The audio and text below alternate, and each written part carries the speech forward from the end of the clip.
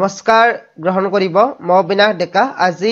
veterinary science requirement 2024 ফালৰ পৰা laboratory technician আৰু ল্যাবৰেটৰী এসিস্টেন্টৰ ভ্যাকেন্সিৰ ওপৰত ভিডিওটো লৈ আহিছো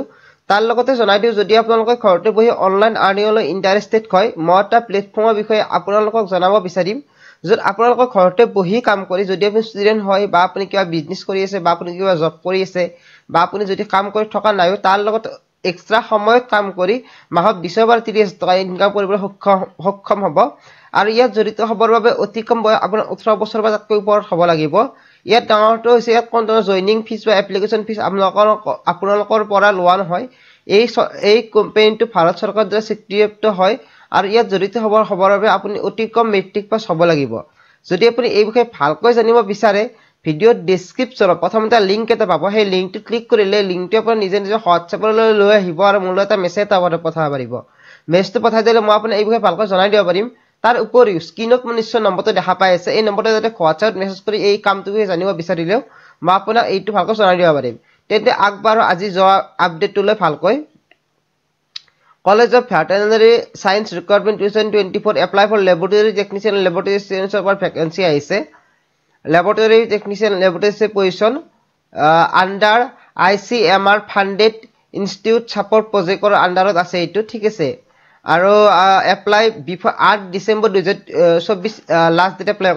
apply কৰা লিংক ভিডিও ডেসক্ৰিপচনত পাই যাব ঠিক আছে প্ৰথম বস্তু laboratory technician এটা পোষ্ট আছে কোৱালিফিকেশন কি বিচাৰিছে 12 পাস হ'ব লাগিব সায়েন্সৰ ফালৰ পৰা diploma MLT DMLT engineering or requirement +5 years of relevant experience মানে সায়েন্সৰ পৰা হ'ব লাগিব 12 পাস আৰু DMLT MLT বাচলাস MLT থকা হ'ব লাগিব আৰু 5 বছৰ অভিজ্ঞতা থকা বিচাৰিছে / অথবা 3 বছৰ গ্ৰেজুৱেচন ডিগ্ৰী ইন ৰিলেভেন্ট ফিল্ড মানে এই ফিল্ডত আপোনালোকৰ ডিগ্ৰী থাকিলেও হ'ব +2 years of তাৰ লগত 2 years এক্সপেৰিয়েন্স থাকিলেও হৈ যাব ঠিক আছে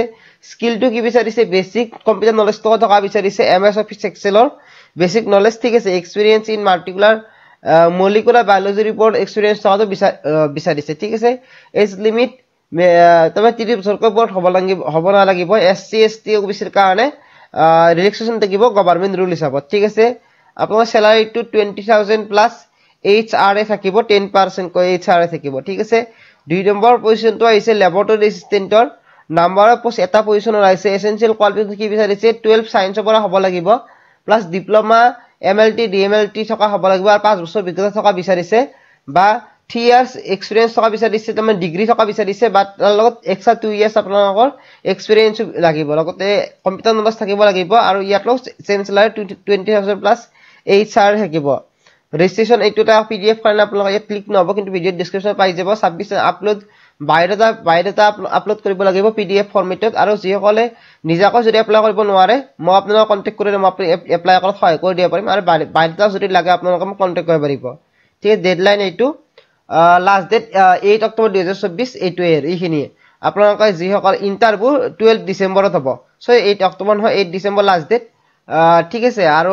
12 ডিসেম্বৰত আপোনালোকৰ ডাইৰেক্ট ইন্টাৰভিউ হৈয়ে যাব ঠিক আছে যিসকল ইন্টাৰেষ্টেড হয় আপোনালোকে আবেদনটো কৰি ল'ব আৰু যিসকল অনলাইন কামটোত ইন্টাৰেষ্টেড হয় মই আপোনালোকক যোগাযোগ কৰিব পাৰিব তেন্তে এইখিনি ধন্যবাদ